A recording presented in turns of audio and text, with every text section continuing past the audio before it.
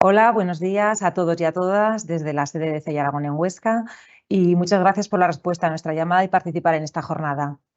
Para los que no me conocéis, soy Beatriz Lorente, asesora de proyectos empresariales en CEI Aragón, el centro de referencia en Aragón para el desarrollo de proyectos empresariales de carácter innovador, con sede en Huesca, Zaragoza y Teruel. El objetivo de la jornada que nos reúne, Propiedad Industrial, lo esencial de un vistazo, no es otro que tener una visión general sobre la propiedad.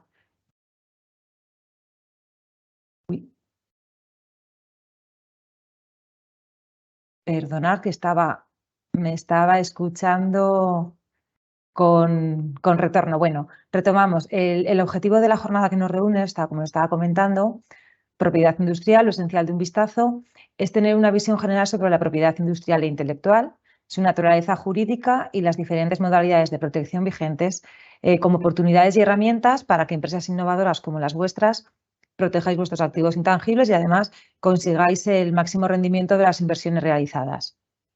Hemos organizado la sesión en dos partes. Una parte más pedagógica, por decirlo de alguna manera, en la que contaremos con la colaboración de la Oficina Española de Patentes y Marcas, y otra con la que finalizaremos la sesión, en la que conoceremos la experiencia práctica de una empresa CEI Aragón, con sede en Zaragoza, como es el caso de Felwood, ¿vale?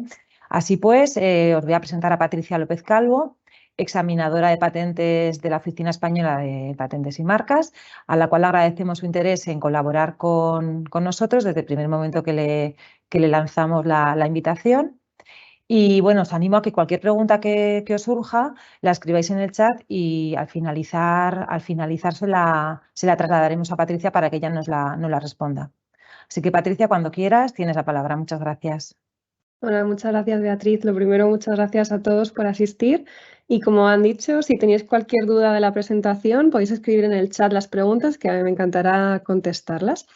Y si queréis, voy a compartir la presentación de la que va a tratar hoy, que es propiedad industrial, lo esencial en un vistazo.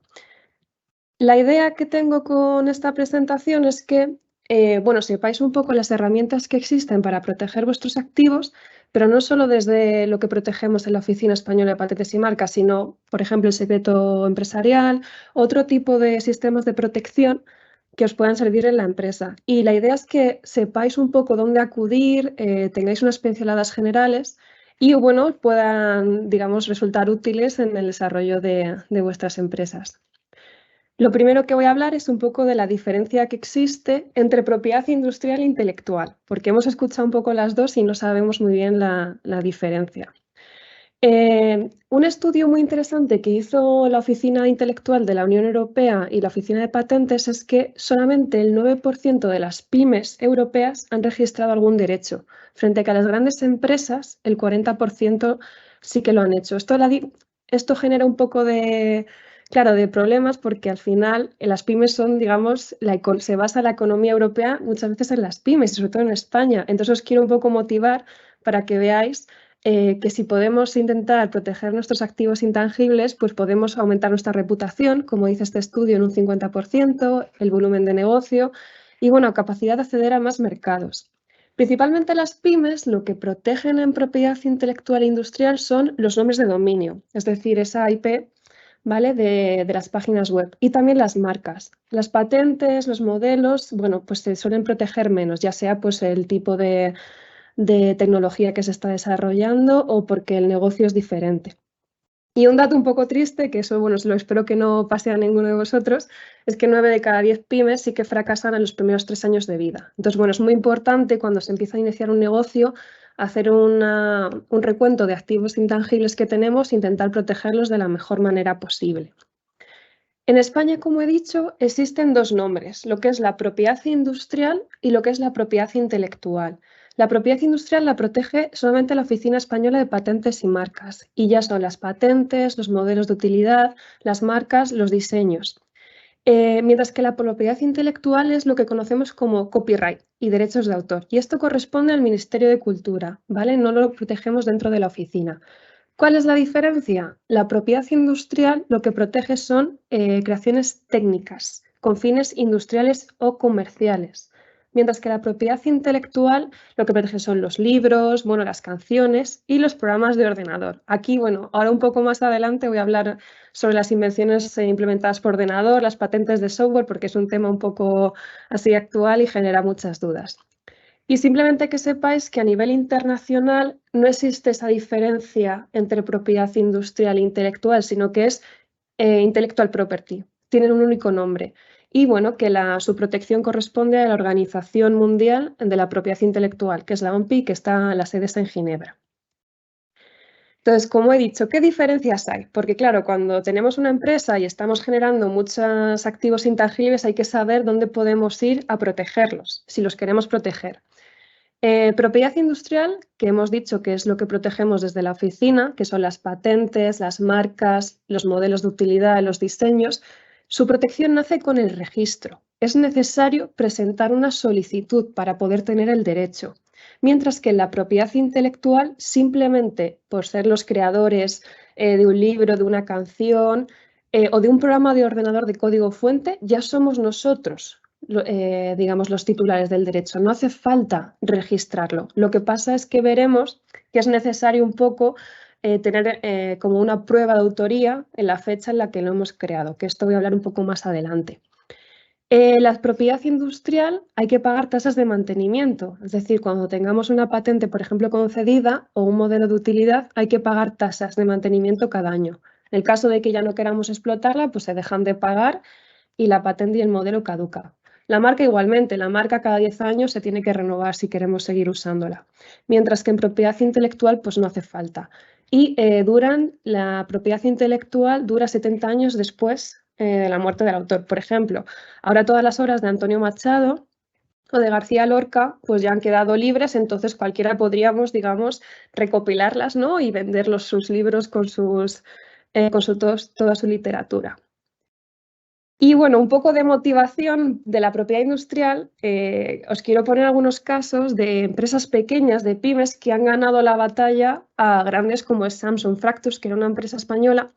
Hace unos años ganó digamos, un juicio contra Samsung y esta le tuvo que pagar 34 millones de euros por infracción de patente. O sea que a veces es verdad que nos sentimos como que no podemos luchar contra las grandes empresas, pero si tenemos una patente o un modelo concedido, en principio vamos a poder, digamos, ejercer nuestros derechos y, aunque sea una empresa grande, vamos a poder, digamos, protegerlos y que tener beneficio con ellos. Otros casos es el caso de Kodak, que, bueno, que vendió todas sus patentes, la mayoría de sus patentes, para salir de la quiebra. O Huawei, que, por ejemplo, compró patentes a BlackBerry hace unos años. Entonces, bueno, son casos de lo que al final tener una patente cuesta dinero, pero si la explotamos nos puede servir pues para, por supuesto, ganar dinero, pero para salir de la quiebra o venderla o licenciarla. Y eso es lo que os quiero transmitir.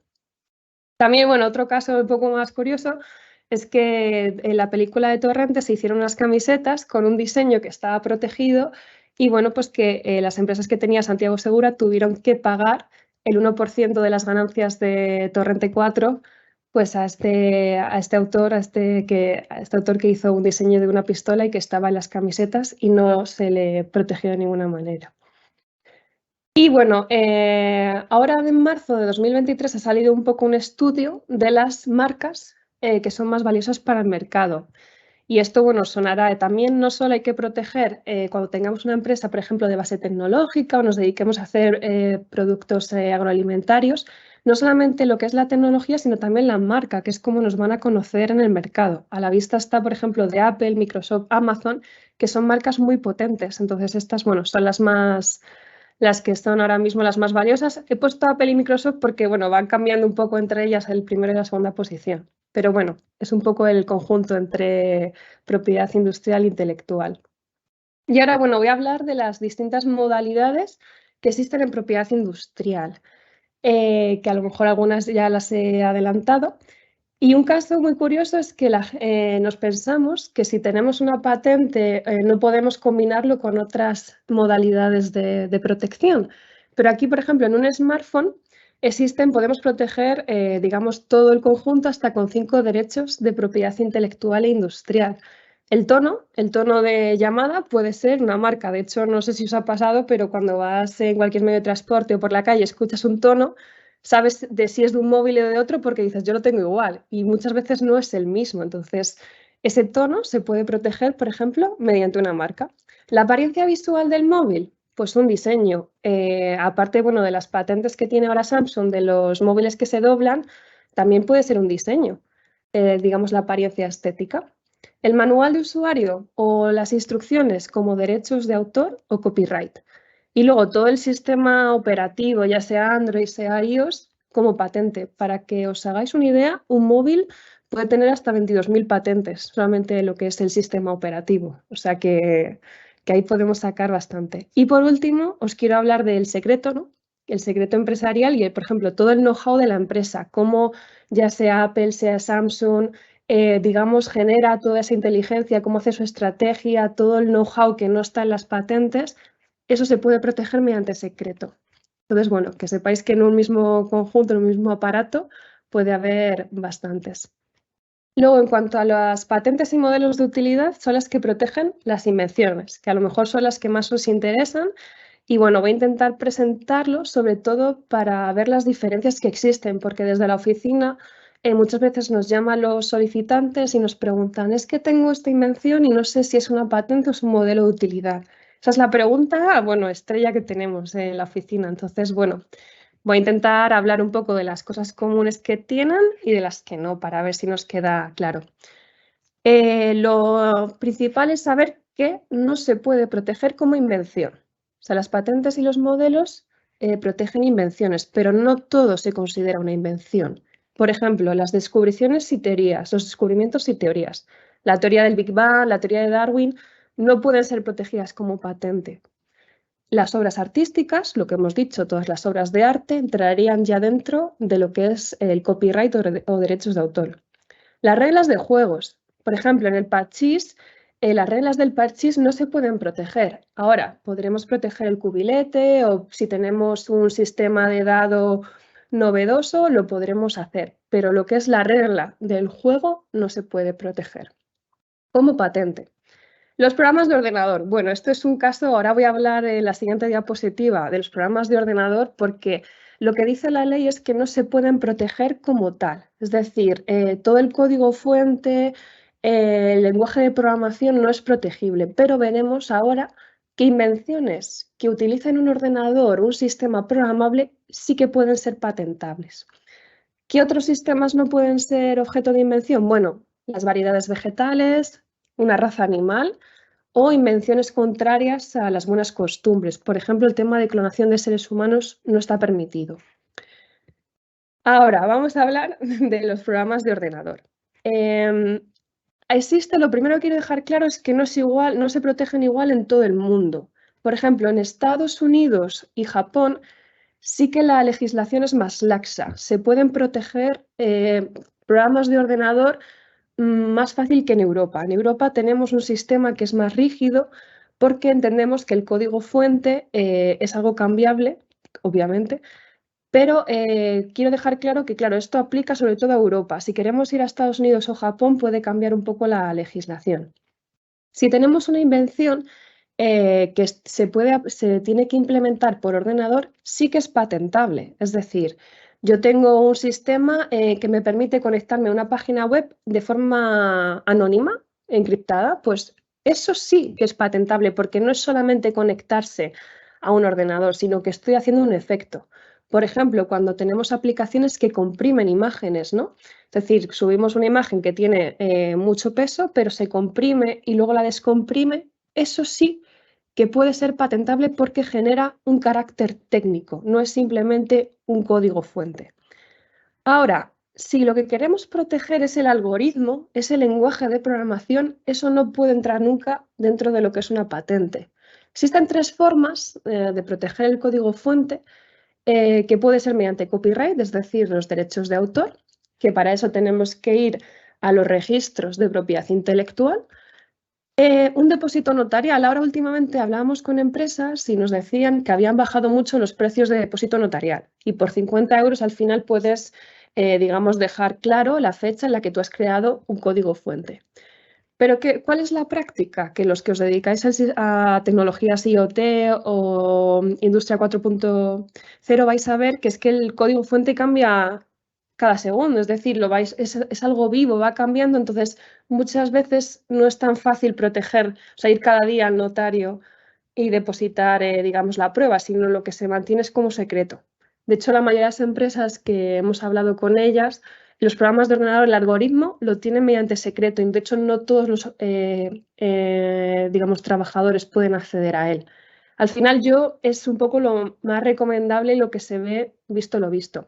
Pero sí que quiero dejar claro que invenciones que se implementen por ordenador, que invenciones que necesiten un ordenador para llevarse a cabo, no hay ningún problema en que sea patentable, porque lo importante es la esencia, lo que se va a conseguir. Si le cambiamos el lenguaje de programación, pero el sistema sigue haciendo lo mismo, consigue el mismo efecto, sí que podría ser patentable. Y ahora, bueno, hablando que hemos nombrado lo que son los secretos, os quiero decir que hay una nueva ley que salió hace 4 años y que dice cómo se puede proteger el secreto empresarial. Por ejemplo, dice la ley 3 cosas muy importantes que son, para que un secreto empresarial os quede protegido, tiene que haber medidas razonables de que lo hayáis mantenido en secreto. ¿Eso qué quiere decir? Que no todo el mundo de la empresa o de la pyme tenga acceso a él, porque entonces no habéis tenido, digamos, no se han tenido medidas razonables para mantener este secreto. Que no sea conocido ni fácilmente accesible, es lo mismo un poco. Y que tenga valor por ser secreto, es decir, que eso sea un poco lo que económicamente os da, vamos, os representa. Eso es si cumplís esas 3 reglas y mantenéis vuestro algoritmo, pero no solo algoritmo, otro tipo de sistemas que necesitéis, vais a estar protegidos por el secreto empresarial. Eso sí, una vez que se desvele, no hay protección. Un ejemplo más claro que conocéis todos es la Coca-Cola. O sea, la Coca-Cola es de finales de 1800, creo que sobre 1880. Si la fórmula de la Coca-Cola se hubiera presentado como patente, 20 años después hubiera caducado. Es decir, todo el mundo sabríamos la fórmula de la Coca-Cola y todas las empresas podrían comercializarla. ¿Qué hicieron? Lo mantenieron como secreto empresarial. Y a la vista está, pues lo que les ha ido bastante bien. Y aquí quiero daros unas pinceladas de cuándo elegir secreto empresarial y cuándo elegir patente, ¿no? Si la invención es un proceso, es un procedimiento industrial para producir, pues bueno, ya sea un producto o sea una composición, es más fácil que lo dejéis como secreto. ¿Por qué? Porque los procedimientos y los procesos industriales es muy difícil saber si otra empresa está haciendo lo mismo. Si vosotros lo divulgáis, como un producto es muy fácil ver si os lo están copiando, al fin y al cabo.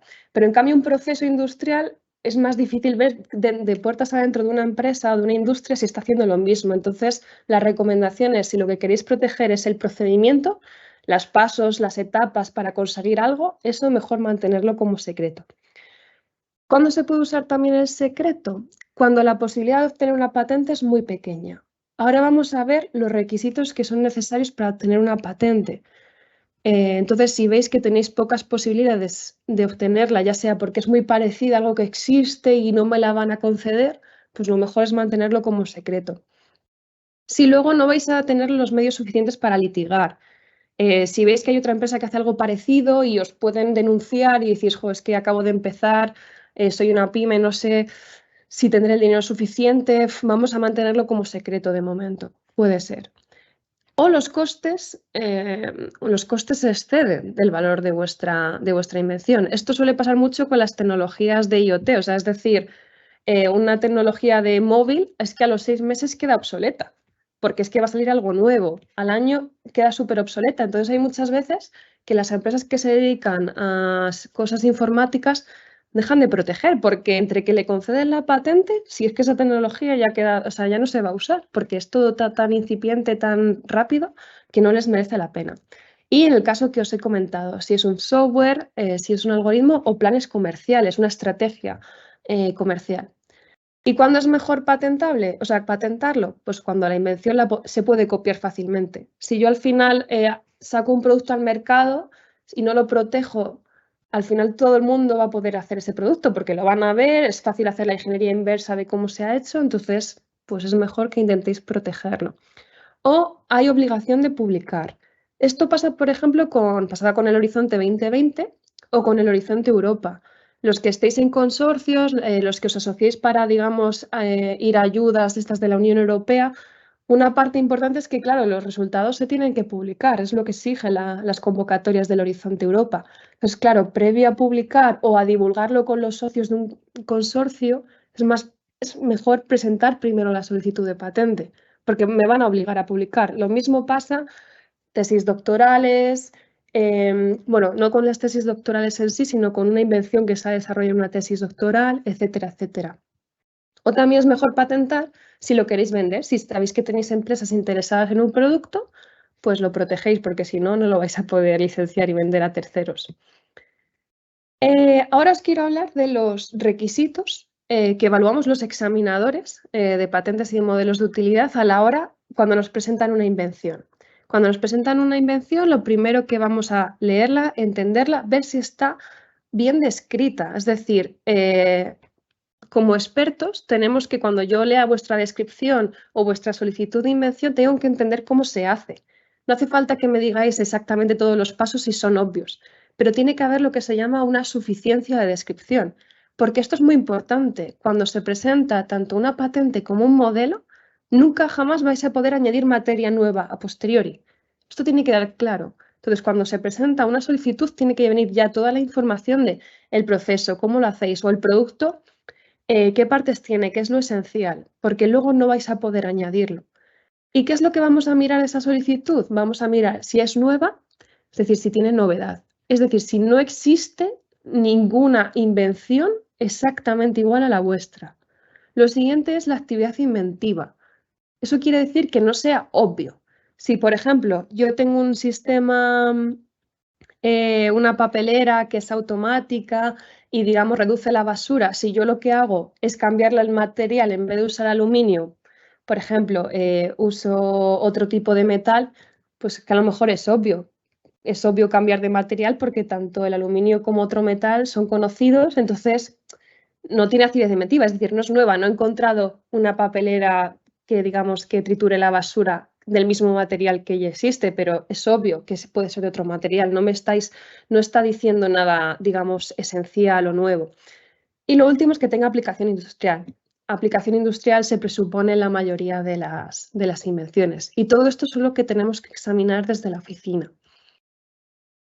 Como he adelantado antes, es importante, si tenéis que divulgar una invención o un resultado, lo mejor es protegerlo primero. Nunca, nunca jamás, por favor, publiquéis, ya sea en Instagram, en Facebook, en cualquier otro sitio, vuestra invención antes de presentar la solicitud a nosotros, porque los examinadores buscamos también bueno, yo cuando me llega una invención, lo primero es que miro la empresa, si es una empresa, y si es un solicitante, es que lo primero que hago es meterlo en Google, el nombre del solicitante.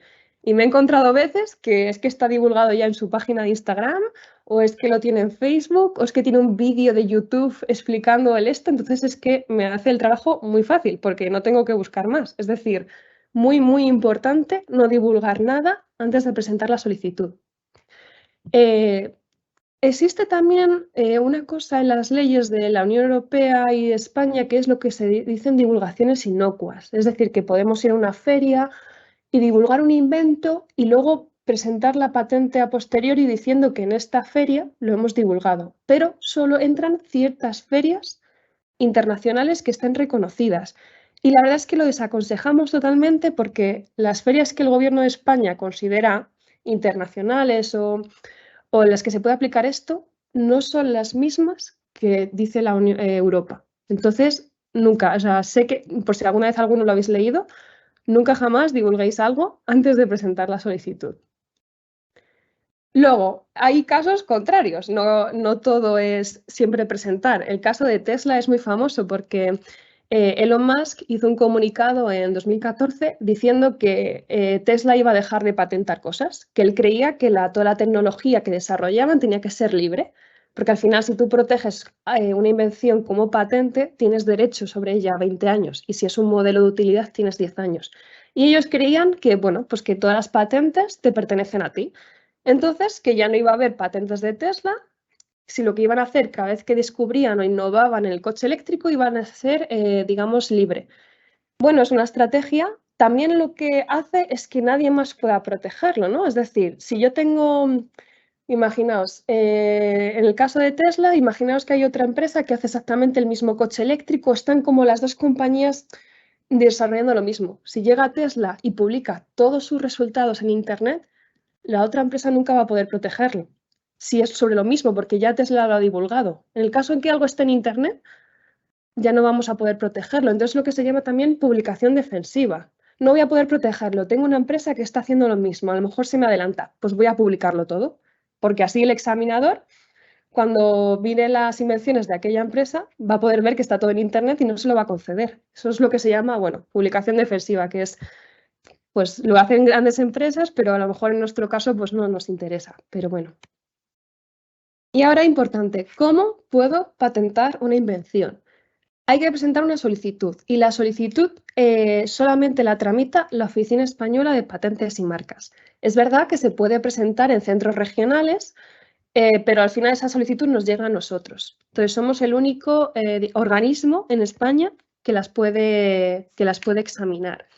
¿En qué consiste? Hay que presentar una instancia. La instancia viene en un modelo que es vuestra dirección, el nombre de la empresa, el título de la invención, bueno, es como un poco la información administrativa. Luego la descripción. La descripción es como una memoria, para que nos entendamos. Ahí tiene que venir definido qué es lo que conocéis que existe, lo vuestro que es, qué mejoras tiene con lo que ya existe y luego, pues, si es un procedimiento o un producto, las partes que tiene, con dibujos o no, dependiendo.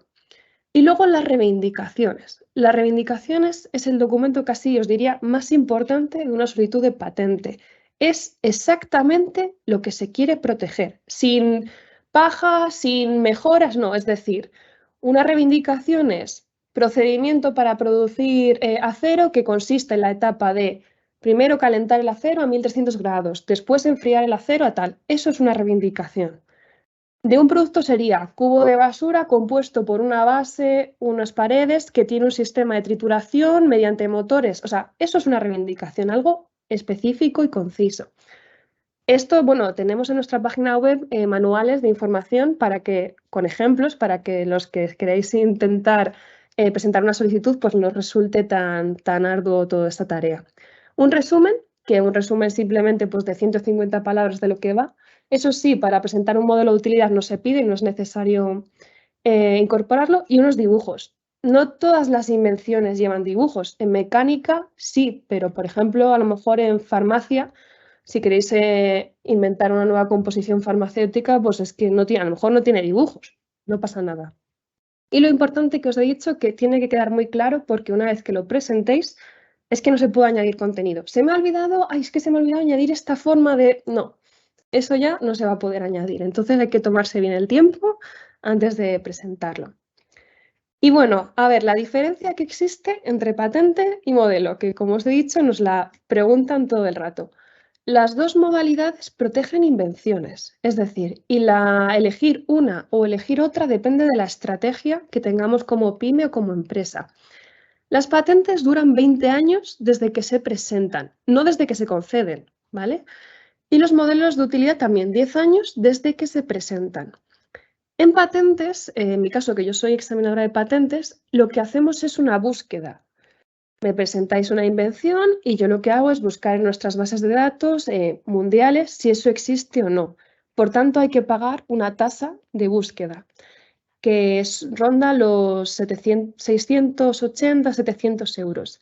Mientras que en modelos de utilidad no se hace búsqueda, no se realiza ese informe. Entonces, todas las solicitudes que presentéis como modelos de utilidad se van a conceder. Lo que pasa es que, digamos, no va a existir una búsqueda por parte de la oficina para saber si eso existe o no existe. Pero ¿cuál es la ventaja entonces del modelo? Que los tiempos de concesión son más cortos. En 4 meses o 6 meses, desde que lo hemos presentado, podemos tener un modelo de utilidad. Mientras que en patentes el tiempo de concesión ronda los 2 años, 2 años y medio. Este informe que os digo que hacemos los examinadores, alrededor de los 8 meses lo vais a tener. O incluso antes, si pedís una concesión acelerada que no cuesta ninguna tasa, antes de 6 meses vais a tener el informe. Y ese informe es muy útil porque os va a decir la opinión de expertos en búsqueda, si eso existe, no existe, y entonces ya al verlo vais a decir, jo, es que este chino ha hecho exactamente lo mismo que yo, o este estadounidense es que es muy parecido, pues para el proceso, no voy a seguir gastándome dinero en una solicitud de patente que veo que ya existe. O al revés, o veis, ostras, no existe nada parecido, pues sigo adelante. ¿Vale? Eso pasa en los casos de patentes.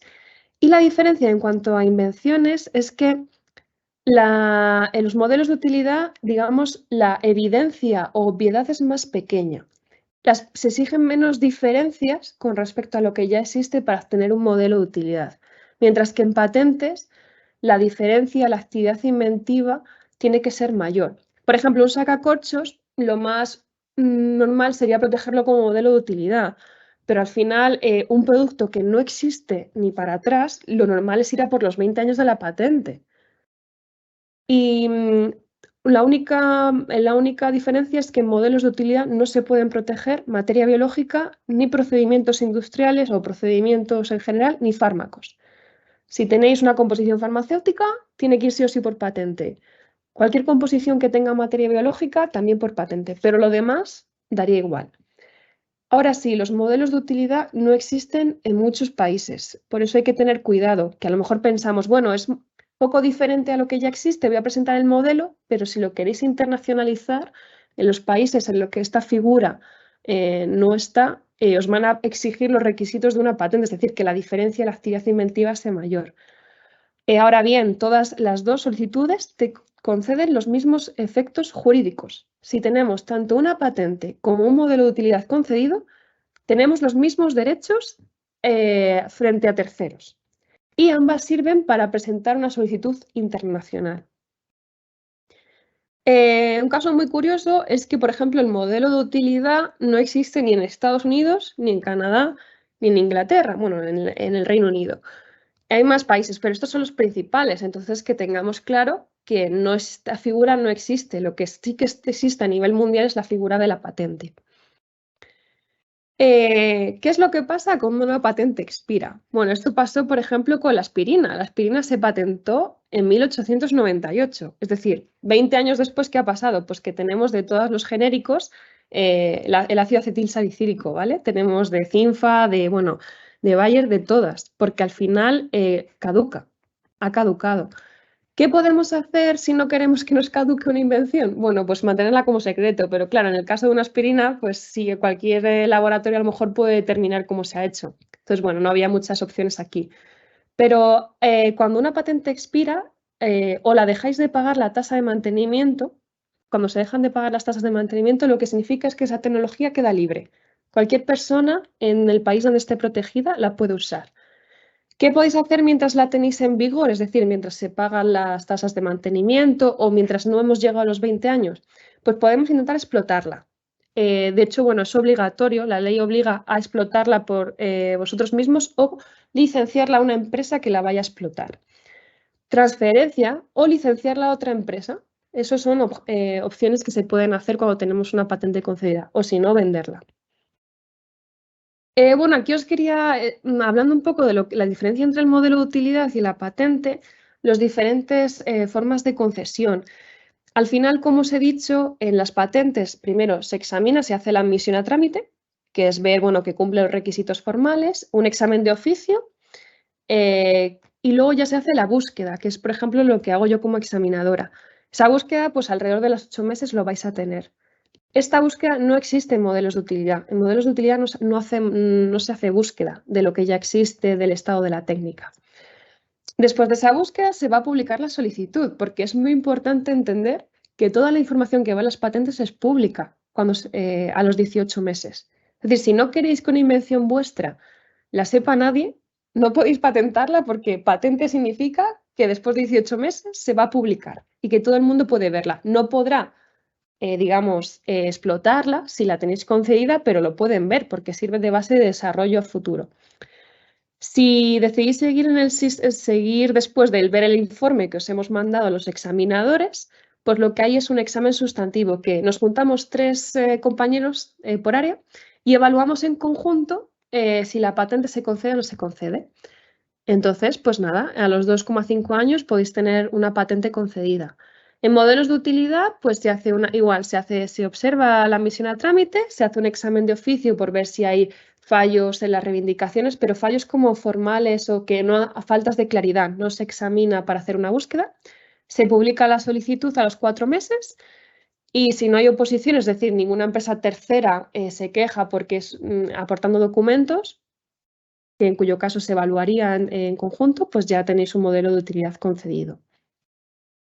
Y un poco en general para ver qué opciones tenemos de internacionalizar, tampoco quiero ser muy exhaustiva en esto porque ya son pasos posteriores, lo que quiero dejar claro es que podéis presentar vuestra solicitud de modelo o patente en España y que tenéis un plazo de 12 meses para decidir ir al extranjero usando la misma fecha que habéis usado en España. Es decir, que tenemos 12 meses para pensar en qué países me interesa, dónde están mis competidores. Si, por ejemplo, tenemos una empresa de persianas, pues a lo mejor a Suecia no nos interesa ir porque no las usan.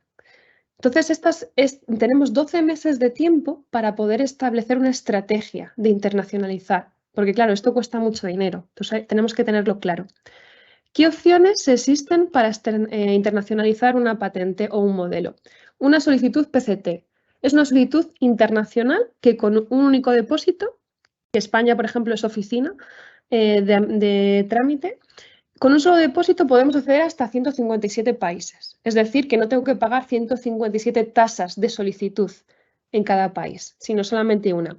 Pero claro, tengo que elegir de esos 157 cuáles quiero, porque luego voy a tener que pagar tasas y hacer cada trámite en cada uno de ellos. O sea, lo que nos permite una solicitud internacional PCT es como hacer la presentación que valga para todos los países que están dentro del convenio.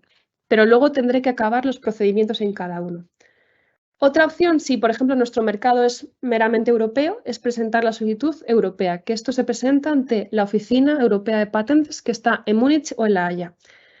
Lo concede, ya por ejemplo, eso sí que lo concede ese organismo y cuando se concede tiene efectos en todos aquellos países, que son 43.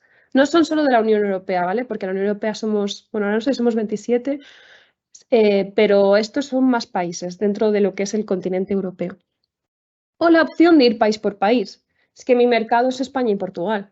Pues no me voy a ir ni a una solicitud PCT ni a una solicitud europea porque cuestan mucho más dinero que irme a la Oficina Española de Patentes y Marcas y al Instituto de Propiedad Industrial de Portugal. Voy a ir país por país. ¿Esto cuándo dicen que es rentable económicamente? Cuando quiero menos de 5 países. Si queréis proteger una invención en menos de 5 países, lo más fácil es que vayáis a cada una de esas oficinas. Ir me refiero, bueno, presentar la solicitud electrónica. Y seguimos teniendo los 12 meses, no pasa nada. Es decir, yo la presento en España y tengo 12 meses para pensar a qué países voy. Lo importante es que si sois una empresa española o que estáis haciendo vuestra investigación en España, estáis obligados a que la primera solicitud sea española, o sea, que la presentéis aquí. O nos pedís una autorización a la oficina para que la primera presentación sea, por ejemplo, en Estados Unidos o en otro país. Y esto se hace porque el Ministerio de Defensa puede tener acceso a todas las patentes que se presentan para ver si les interesa en la defensa nacional, etcétera, etcétera. Entonces, digamos que es un poco por ello. La realidad es que no, a la mayoría de ellas no les interesa, a no ser que sean... Yo no tengo ni acceso a las patentes secretas que existen en la oficina, pero me imagino que serán temas de telecomunicaciones muy específicos. Entonces, bueno, pues por eso se obliga a que se presente primero en España la primera solicitud si trabajáis y tenéis la base económica aquí. Bueno, lo que he dicho del sistema internacional PCT tampoco me quiero extender mucho, pero que no es una patente internacional. Lo que es un depósito internacional. Luego tengo que ir por los países que he decidido ir terminando todos los trámites. Y la tasa de presentación y de búsqueda vale 3.000 euros. Es caro. Entonces, por eso tenemos que tener muy claro si queremos ir internacional o queremos ir país por país. En España, que no sé si os lo he dicho, la tasa de búsqueda son 700 y la tasa de presentación son 100. Entonces, en 800 euros tenemos en España la tasa de presentación y de búsqueda. En modelos de utilidad, como no hay búsqueda, solo hay que pagar 100 euros. O sea, por 100 euros podemos tener un modelo de utilidad concedido. Lo bueno del sistema PCT es que el español es uno de los 10 idiomas, entonces podemos hacer la solicitud en español sin ningún problema. Y bueno, que luego podemos tener reembolsos de tasas, que eso si os interesa, pues os doy mi correo y os puedo dar más información sobre ello. Si queremos sistema europeo, es decir, mi invención me interesa solamente en Europa y bueno, luego iré a Japón o Canadá o Bolivia a protegerlo, pero como que me interesa Europa, se presenta o aquí o directamente a la Oficina Europea de Patentes. Obligatorio primero hacer la primera solicitud o aquí, pero la concesión es de la Oficina Europea, de la EPO. ¿Y cuánto vale? 90 euros la tasa de solicitud, 610 una tasa que tienen de designación de estados y 1.350 la búsqueda. O sea, por si en España os parecía caro ver 100 euros más 700 que de tasa de solicitud y de búsqueda, pues en la EPO, por ejemplo, son 2.000, más o menos. Luego hay que pagar más cosas si queremos seguir el procedimiento, ¿vale? Lo importante también es que en Europa, o sea, en la oficina europea, el español no es un idioma. La solicitud tiene que ir en inglés, en francés o en alemán. Y luego hay que pagar una tasa en cada uno de los países que hemos decidido, porque podemos ir a los 43 de la que tiene la EPO o podemos ir a 20 simplemente. Luego hay que pagar tasas en cada uno de esos países, pero de mantenimiento una vez que nos la hayan concedido. Y no sé si lo habéis escuchado, pero entra ahora en junio lo que es la patente unitaria, que esto simplemente va a ser que España, por ejemplo, no es parte, pero los españoles, las pymes españolas vais a poder, digamos, solicitarla. Y es que cuando se concede la patente europea, pues la vais a hacer unitaria, quiere decir que si se anula en un país, se anulan todos. Mientras que ahora, como al final la patente europea la concedía la EPO, pero era, digamos, para cada país, se nos podía anular en Letonia, pero en España no. Entonces ahora unitaria es unitaria para todo. Esto está un poco, si queréis más información, también me podéis escribir y os la cuento, porque es ya un sistema un poco más avanzado. Bueno, aquí tengo una tabla de comparación, que vais a tener la presentación, por cierto, al final de la charla, os la enviaré para que la tengáis, entre las diferencias de ir por oficinas nacionales, por ir por patente europea o por ir por PCT. Pues oficinas nacionales tengo que hacer tantas solicitudes como países, tendré que pagar, o sea, tendré que hacer tantos procedimientos como países y pagar tantas tasas. En la patente europea es una única solicitud, es una única tramitación porque lo lleva la Oficina Europea de Patentes. La resolución de concesión es única y eso sí, tengo que pagar tasas de mantenimiento, como os he dicho, en todos los países que he elegido de este continente europeo. Si tengo una PCT, es una única solicitud, pero tengo que hacer trámites finales y pagar tasas en cada uno de los países que elija. Entonces, bueno, que esto es un poco estratégicamente lo que podríamos hacer para internacionalizar. Luego os quiero decir muy brevemente un poco lo que es el diseño industrial, que no sé si os interesará mucho según lo que hagáis en la empresa o en la pyme, pero bueno, lo que se protege simplemente es la protección estética, ¿vale? Un destornillador, la forma de un mango, la forma de una silla, eso puede ser un diseño. Pero en el momento en que un diseño cumpla una función técnica, no va a ser protegido como diseño, tiene que ser una patente. ¿Vale? O sea, el diseño al final es algo estético, ornamental y dura hasta 25 años y lo tenemos que ir, digamos, protegiendo en periodos de 5 años. Se puede proteger en España, pero en el caso de que queréis protegerlo en la Unión Europea, no hay que ir a la Oficina Europea de Patentes, que es solo de patentes, sino que hay que ir a la UIPO, que es la Oficina de Propiedad Intelectual de la Unión Europea, que está, por cierto, en Alicante. Y cuesta unos 350 euros registrar el diseño en la UIPO y 80 euros la solicitud en España. También existe la figura del diseño no registrado, es decir, que un diseño, digamos, lo divulgáis y quedaría como protegido en la Unión Europea, pero solo frente a copias. No se paga ninguna tasa porque no está registrado, pero bueno, lo ideal siempre, si queréis proteger un diseño chulo, una lámpara, una silla o vuestra forma de la oficina de coworking, que puede ser un diseño, pues lo mejor es, digamos, pagar alguna de estas tasas. Las marcas. No está completo una invención, ¿no? Si al final el producto por el que se os conoce, pues no lo protegéis. La marca al final, el caso es, para explicar la diferencia entre nombre comercial, que es también otra modalidad de protección, y marca, yo siempre pongo el caso de Mercadona. Mercadona es el nombre comercial, es cómo se conoce a la empresa en su actividad económica, mientras que la marca es hacendado, es lo que va en cada uno de los productos.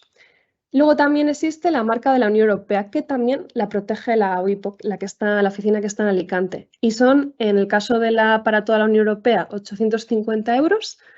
Y si no, pues en España, solamente queremos proteger en España, son 150 euros. Aquí os he puesto la del Gobierno de Aragón, que está protegida, que la veis ahí, entonces, que de hecho caduca justo ahora en 10 años, entonces si quiere el Gobierno de Aragón la tendrá que renovar para que pueda seguir utilizándola y que nadie se la copie. Un ejemplo de una marca que no se concedió porque también tenía un efecto técnico, o sea, los efectos técnicos siempre van con patentes o modelos. Es el caso de Abbott, que, bueno, no sé si algunos sois diabéticos, pero tienen, digamos, una estructura redonda que se pincha en la piel y lo que nos mide es el nivel de glucosa en sangre. Bueno, pues querían proteger la forma redonda, digamos, de este dispositivo, pero claro, según sus patentes decía que la forma redonda era necesaria para adaptarse a la piel. Entonces ya no se puede proteger como marca, porque esa forma viene definida por, digamos, lo necesario para que se pegue bien a la piel y podamos leer los niveles. Entonces no se concedió. Bueno, era un caso así curioso. Simplemente para que veáis que se puede proteger como marca, pueden ser las palabras, simplemente lo que es el caso de Alexa, una marca figurativa, es decir, pues el caso de Nike, ¿no? Que al ver este tic ya sabemos lo que es. Se puede proteger la forma, Tablerone, Tetabric. El Tetabric es una forma tridimensional, se puede proteger. El color, este color, por ejemplo, es el de Milka. El color lila de Milka está protegido como marca. También los sonidos. El sonido de la Lotería Nacional está protegido como marca. En Estados Unidos está protegido, por ejemplo, el sonido de la Harley Davidson cuando arranca, pues un sonido muy particular, está protegido como marca. Y bueno, pues otro tipo que veáis que no solo son palabras o figuras lo que se pueden proteger. Y luego, ¿para qué vamos a utilizar las patentes y modelos? No solo quiero que lo intentéis proteger, sino que las uséis para obtener información. Al final, todas las patentes en todos los países del mundo son iguales, es decir, tienen la misma estructura. Si leemos una patente estadounidense y una patente española, más o menos todas van a empezar en la descripción explicando qué es lo que ya existe, qué es lo importante, las diferencias. Entonces, tiene una estructura muy similar que nos van a ayudar digamos, a entenderlas. Entonces, quiero que las uséis también como para saber si estáis infringiendo, si no, quién es mi competidor, dónde se está desarrollando más esto. Y para eso también tenemos otras bases de datos que ahora os voy a decir gratuitas. Lo que os decía, ¿para qué puedo usar la información en las patentes? Para saber un campo concreto. A mí, por ejemplo, me están llegando muchas solicitudes de procedimientos de cerámica, de cómo producir cerámica o hacer vetas, etcétera.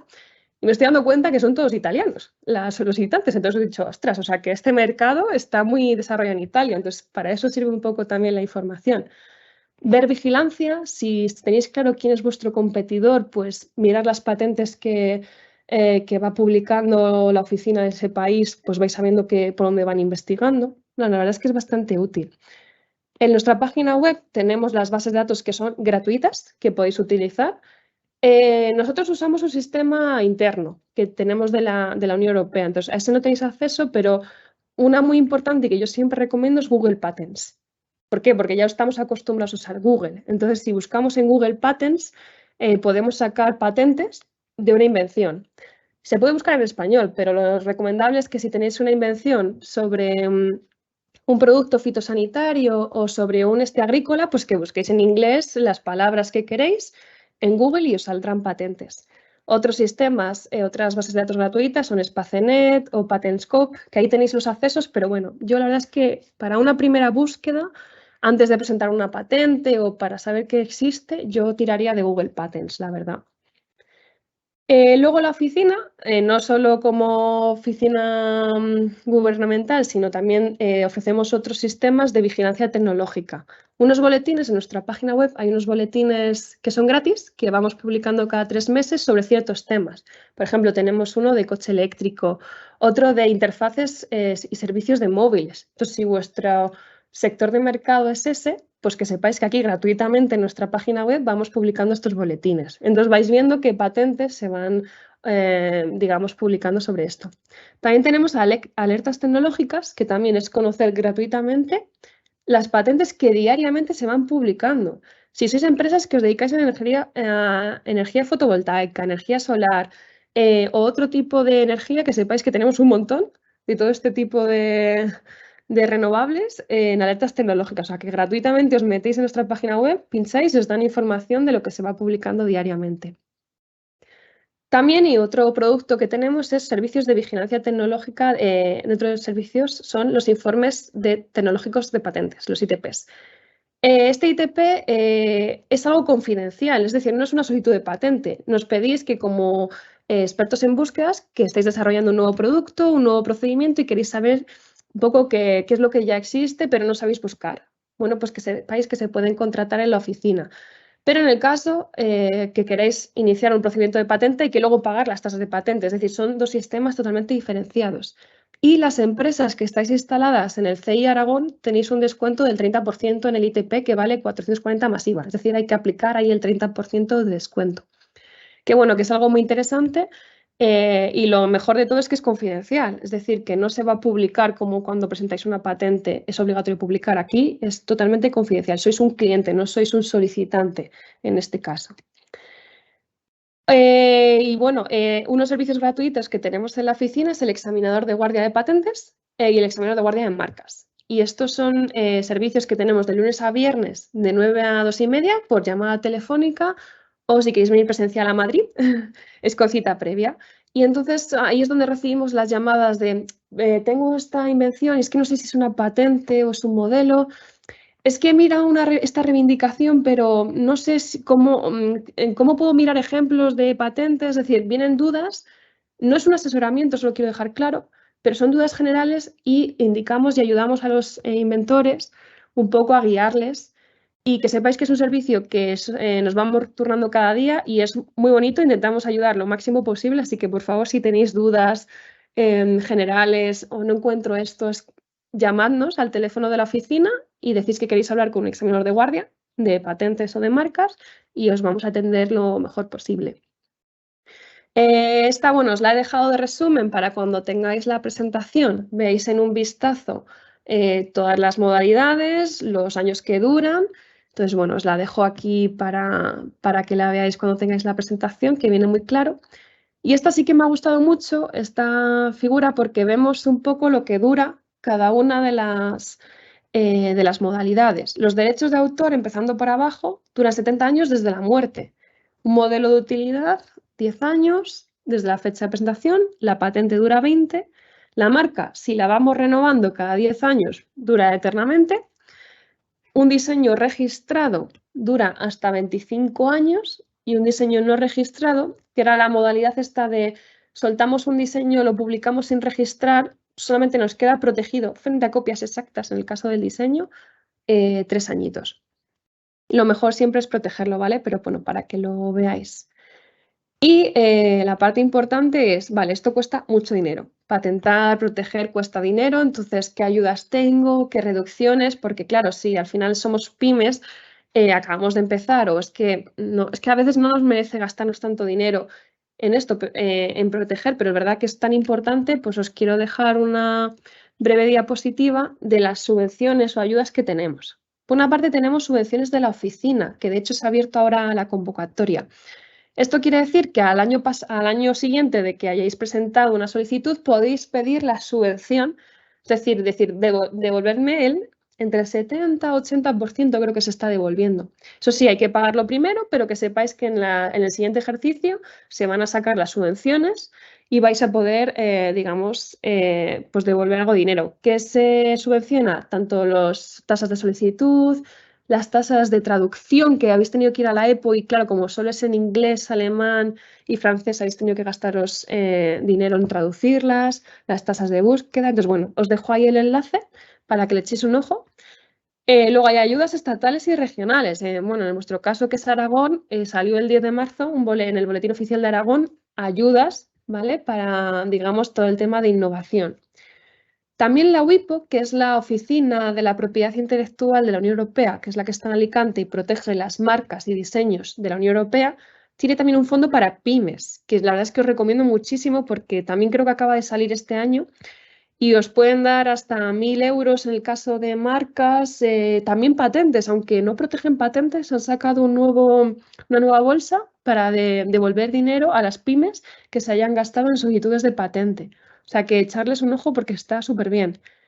Bueno, tenemos en la oficina que el premio a la mejor invención, si habéis presentado una invención en el 2021 y os la concedieron, podéis presentaros al premio de mejor invención, que es el plazo hasta el 24 de abril en la oficina y que se decidirá. El año pasado fue la primera, digamos, convocatoria y estuvo bastante bien. Entonces, bueno, pues si queréis echarle un ojo está en nuestra página web. Y luego otras ayudas que ya son pues, de la Unión Europea, ¿no? Que para búsqueda e innovación, que eso habrá que ir a fondos de la Unión Europea, pero que sepáis que existen. Y luego que también os interesará a vosotros, si sois emprendedores o pymes, tenéis un 50% de descuento en las tasas de tramitación. Es decir, si una patente me costaba 100 euros la solicitud y 700 la búsqueda, pues ahora me va a costar el 50% si soy un emprendedor o una pyme.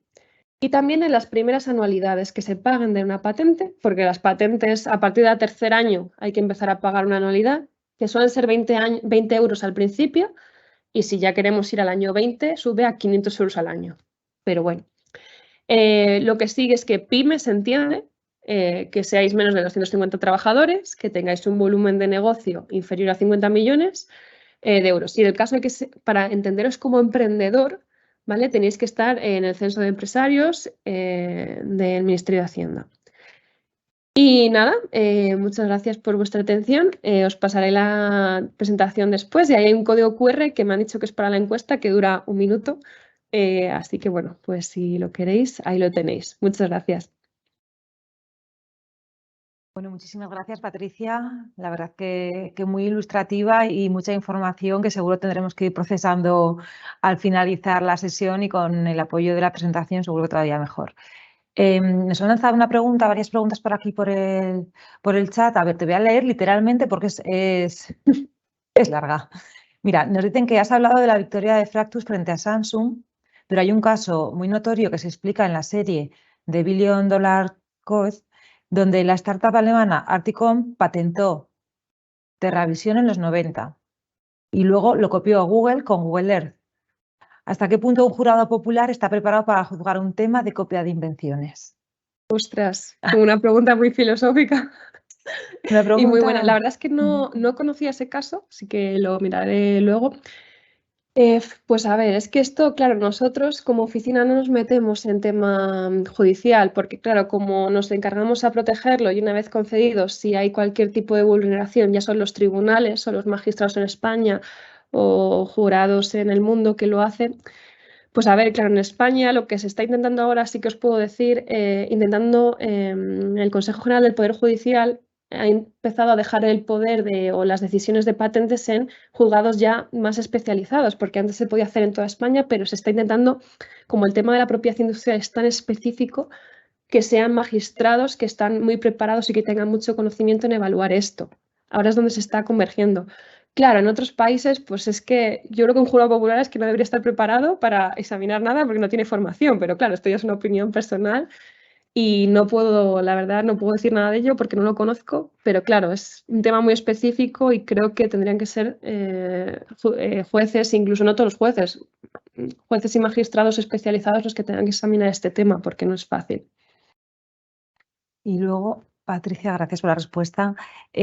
Otra pregunta que van unidas un poco, dicen, ¿algún ejemplo así como muy notorio, creo que has dado alguno ya, de indemnización o penalización por vulneración de una patente?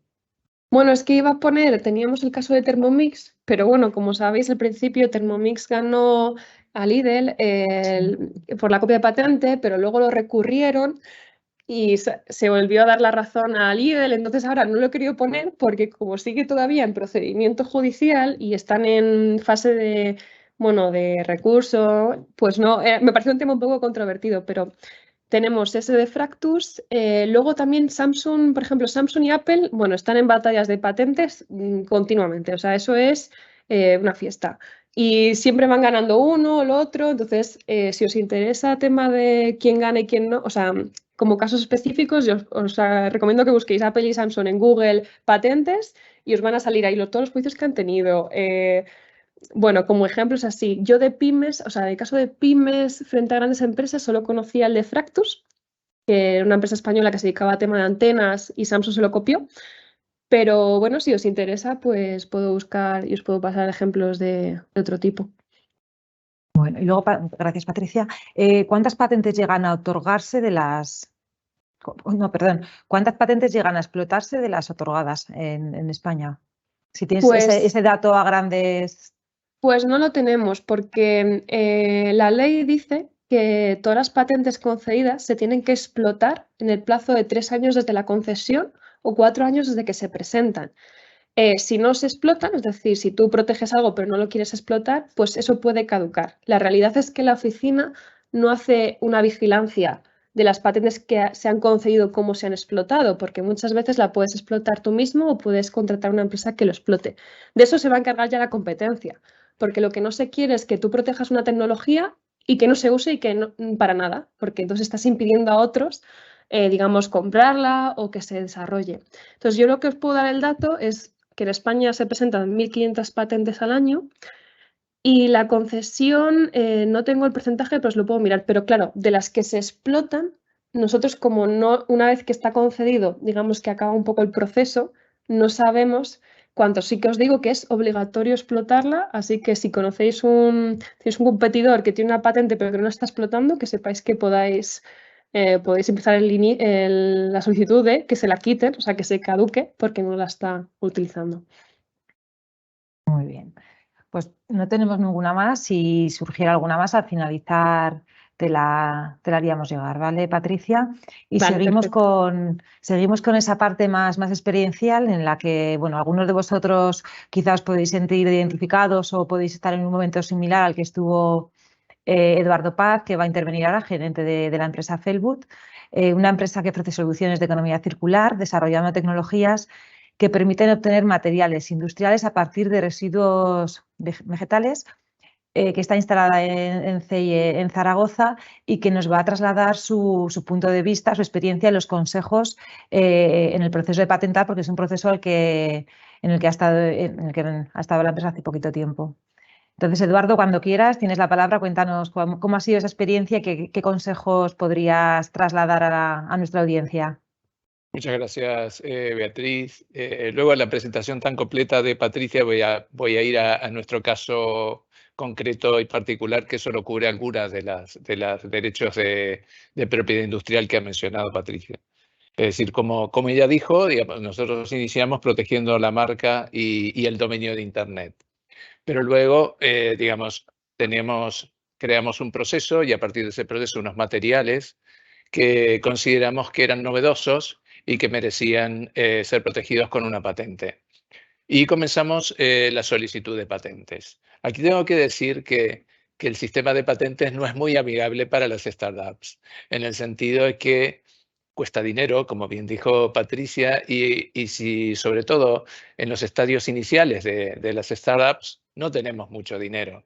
Entonces, tenemos que buscar el mejor camino, sobre todo si creemos que nuestra invención tiene una aplicación internacional y que tendremos que ir a muchos países, tendremos que buscar el mejor camino para hacer el mejor uso posible del dinero y lograr la mejor protección posible.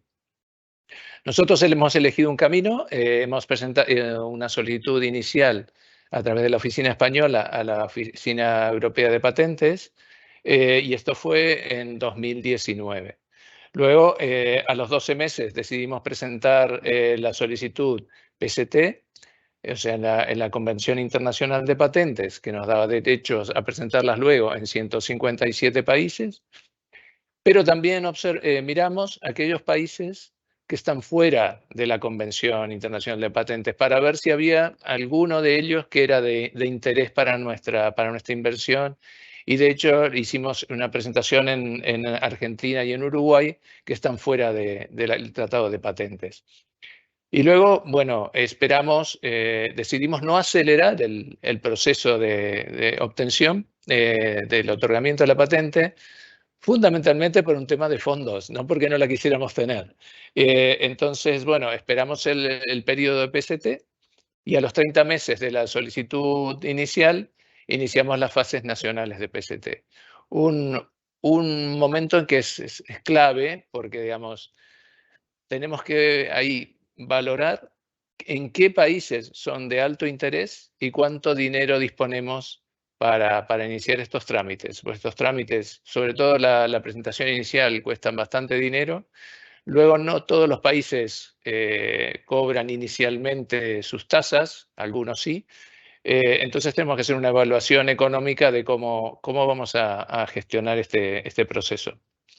Y finalmente, recientemente hemos recibido la noticia de la Oficina Europea de Patentes que nos están por enviar la nota de otorgamiento de la patente. Esto es en 2023 y nosotros iniciamos la solicitud en 2019. O sea que han transcurrido casi 4 años de la solicitud inicial. Esto, bueno, es un caso práctico. Por supuesto, como dijo Patricia, puede haber casos más rápidos y además hay una forma hay formas de conseguir el otorgamiento más rápidamente, cosa que nosotros no optamos por ello. Pero hay algo interesante para las startups en solicitar las patentes y en obtenerlas, que es el valor de la compañía. Cuando vamos a las rondas de financiación, tener una patente otorgada le da valor a la compañía. También tenerla solicitada, pero tenerla otorgada da un valor adicional. En cuanto a las recomendaciones, uno de los temas más importantes es el tema de la confidencialidad desde el momento en que detectamos que podemos tener algo que puede ser patentable.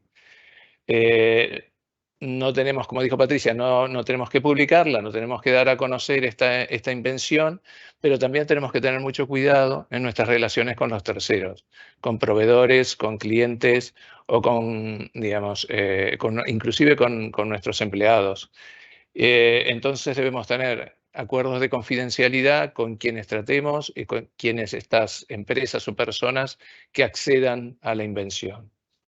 Luego, el otro consejo que tengo es que contactemos rápidamente a un agente de patentes.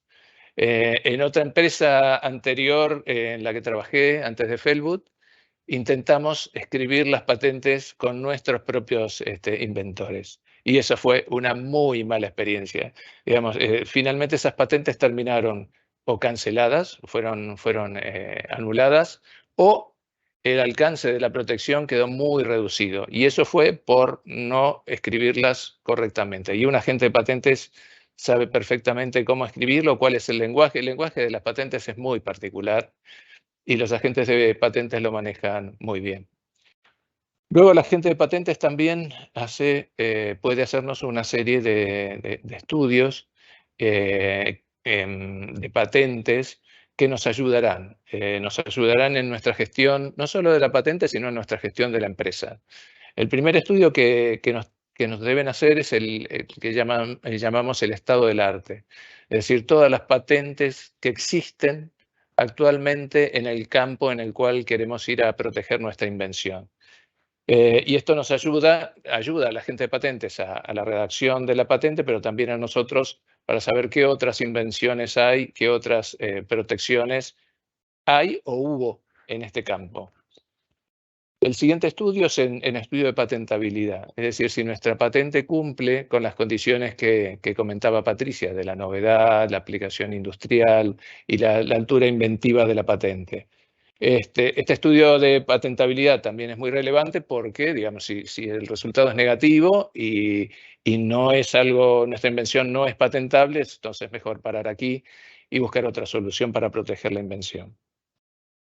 Y finalmente hay un estudio que muchas empresas dejan de lado y que el tema de las patentes genera confusión en los usuarios o en los inventores, y es que las patentes nos dan derecho a impedir que otras empresas usen nuestra invención, pero en principio no nos dan derecho a explotar nuestro producto o material en el caso de Felwood.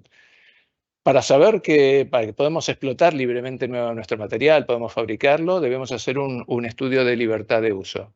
Y este estudio de libertad de uso es un estudio que nos asegura, nunca es al 100%, porque las búsquedas de patentes son muy complejas, pero nos da cierta tranquilidad de que no estamos infringiendo patentes de terceros. O sea, que podemos fabricar nuestros materiales o nuestro producto y que no recibiremos ninguna acción por infracción de patentes.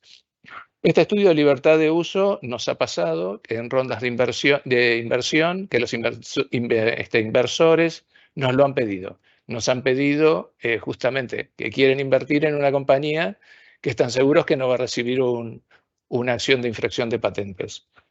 Y bueno, finalmente, como decía Patricia, hacer hincapié nuevamente en que las patentes son derechos nacionales y entonces en cada país tendremos un derecho, en cada país que lo solicitemos. Y esto cuesta mucho dinero, no solamente mantenerlos, las traducciones cuestan mucho dinero a los distintos idiomas de los distintos países, especialmente si vamos al mundo. Y creo que por aquí está mi experiencia, hasta aquí.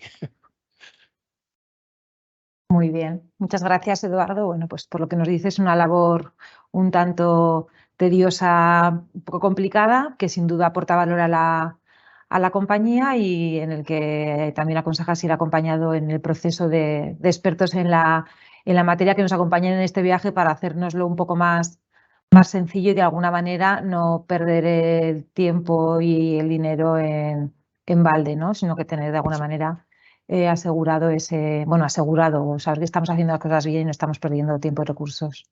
Así es. Gracias, Eduardo. No sé si tenéis alguna pregunta para Eduardo, no os lo he comentado, pero bueno, si queréis lanzarla todavía estamos a tiempo. Voy a lanzarte una, Patricia, que se me ha quedado antes en el tintero, ¿vale? Que ha entrado justo cuando estaba dando la entrada de Eduardo. Bueno, nos preguntan que modificar el logo de una marca ya registrada ¿supone pagar la tasa como si fuera nueva o hay que hacer algún procedimiento diferente? Esa es muy buena pregunta. Cuando tenemos una marca concedida, podemos variar ligeramente el logo y seguiría quedando protegida como inicialmente. Es decir, si le quitamos alguna parte o le variamos un poco el color, pero que la imagen al usuario, al consumidor, sigue siendo la misma. Eso también queda protegido. Ahora, si lo que vamos a cambiar es totalmente el logo, es decir, vamos a hacer un logo nuevo, no tiene nada que ver, es decir, que un consumidor vea el logo que tenemos protegido, la marca que tenemos protegida y el logo que queremos conseguir y no lo identifica como exactamente lo mismo, hay que iniciar el proceso de cero.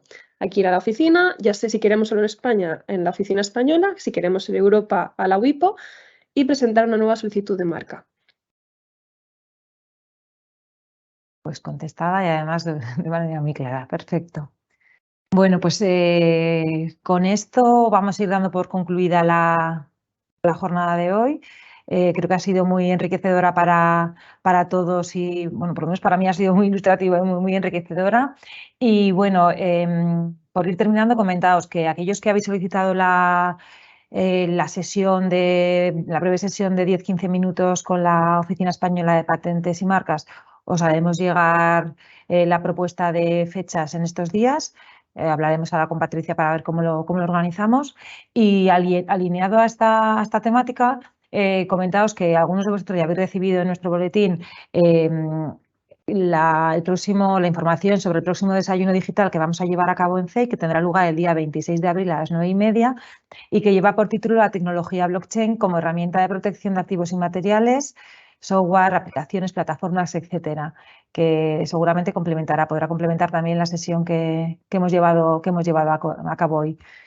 Por mi parte, nada más, agradeceos la asistencia. Eduardo, Patricia, muchas gracias por la colaboración y la rápida respuesta a nuestra llamada y que tengáis todos muy buen día y nos vemos en la próxima. Buenos días a todos. Gracias.